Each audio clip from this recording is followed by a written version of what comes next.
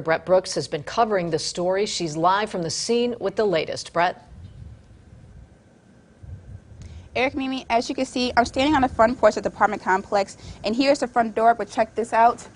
It's actually broken, and police say this is how the shooter was able to access the building to get his victim. The driver ran into this building 2 times, but as you can see, thanks to this metal bar and this metal gate, he was unsuccessful at trying to get in. With the weather getting warmer, cyclist says, look twice, save a life. One of his stops took him to Freeport. That's where Brett Brooks is. She's live with a recap of the governor's tour. Brett. Freeport was the second stop for Governor Pritzker as he visited the floodwaters. As you can see behind me on the Pecatonica River, where the bank is muddy, at the top of that is where the water started this weekend. They're starting to recede now, but officials with IEMA say this is only round 1. It's real easy to submit a pothole request. All you do is hop on the website, rockfordillinois.gov. On the left-hand side, click Report an Issue. If you have an account, just go ahead and log in. If not, you can press Enter as Guest. The third option is potholes, and you can submit your request anonymously, fill everything out, press submit, and the crews will be to your area soon. Now today, after visiting the house for the first time since the fire, Kathleen is focusing on trying to keep the memories from her home alive.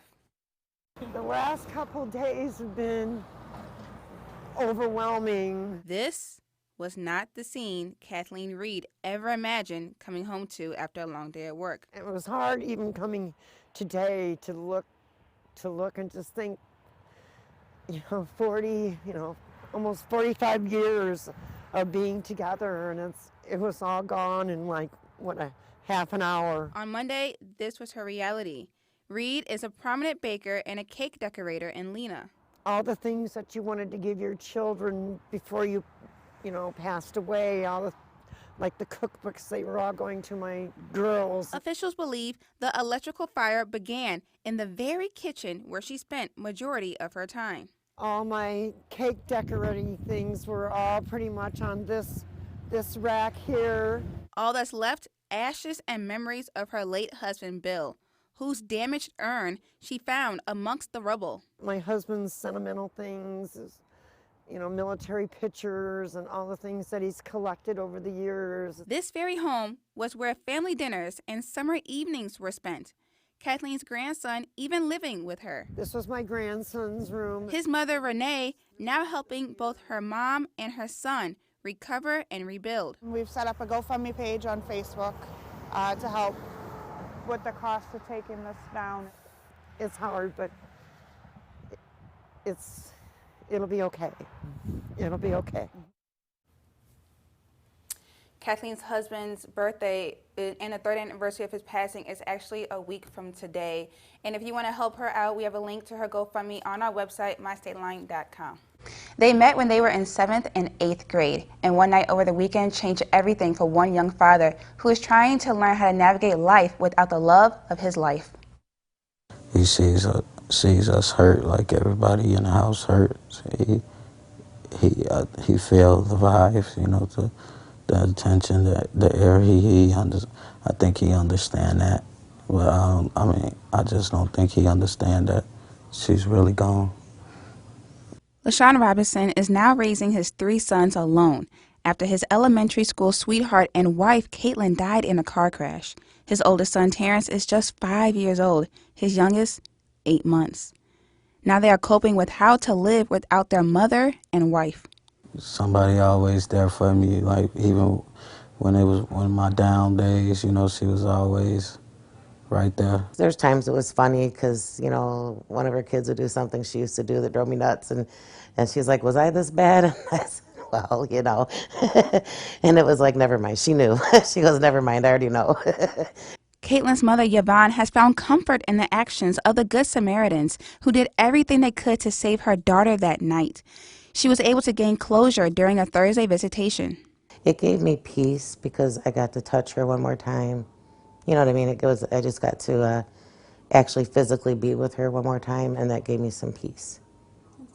She started a GoFundMe for LaShawn and her 3 boys, and to provide a place for them to go to in the future when they want to remember their mother. Hopefully, down the road, we can get a plot to bury my daughter's ashes in and have a marker or a stone of some sort, so the boys have a physical place, because they didn't, they're too young to really know their mother, so we wanted them to have a place physically to be able to visit with their mother that they could associate, physically.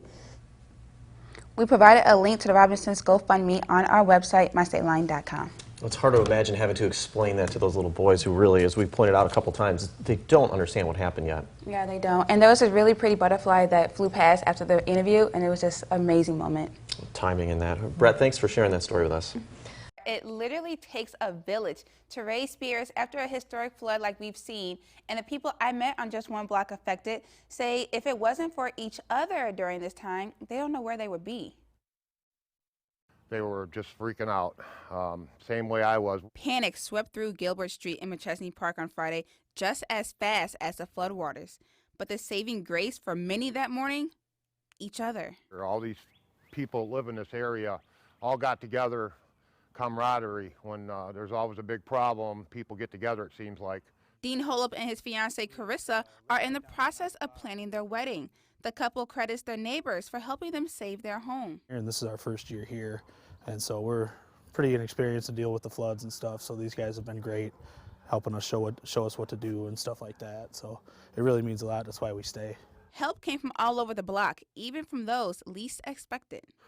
For me, this whole thing goes right back to the mayor and everything he did for us here in this community to make it easier. There's nothing easy about a flood.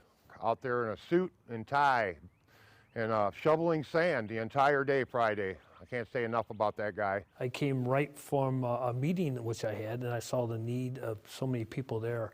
Village President Steve Johnson still in his suit and tie, as you see here, making sandbags to hand out to the neighborhood. I was helping shovel the sand into the actual bags, which is a process itself. So I really felt that it was a need to do that for people. In fact, Walter Lang and his neighbors credit his presence for the reason why so many felt calm during this storm. When you have management in place that's doing everything it can to make it better for you, it's a lot easier. Work is still being done to get help and resources for that neighborhood. The governor is actually expected to be in the Stateline sometime this week to check out all the recent flood damages. I can't wait. I can't wait to see her. Chris Stroud has been waiting for this day since he asked Gina to marry him 2 years ago. I didn't even expect it, Love finds you when you least expect it, Chris has brain cancer. After getting really sick a few weeks ago, Chris knew what he had to do. As I was sitting there talking to him, he knew something was really wrong. And he looked at me and he said, the one thing I want to do is marry Gina. So we made it happen. I see everything in there. It's just beautiful. Absolutely beautiful. I'm so blessed. Absolutely blessed today. Very grateful. Very grateful. It's just going to be an amazing day. I'm nervous. I'm happy, very happy. I love this woman more than you can believe. It's remarkable. It's just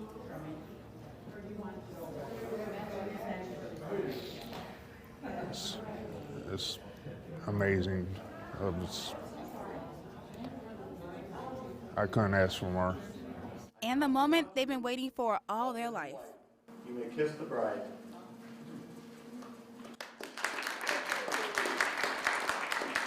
What's next?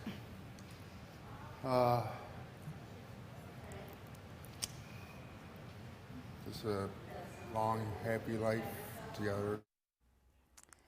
Heartland Hospice managed to pull this wedding off in 3 weeks. Everything was sponsored for this wedding, including the Nicholas Conservatory who held the event, down to the rings, the flowers, the cake, the limo, and the hotel for the newlyweds to celebrate their honeymoon.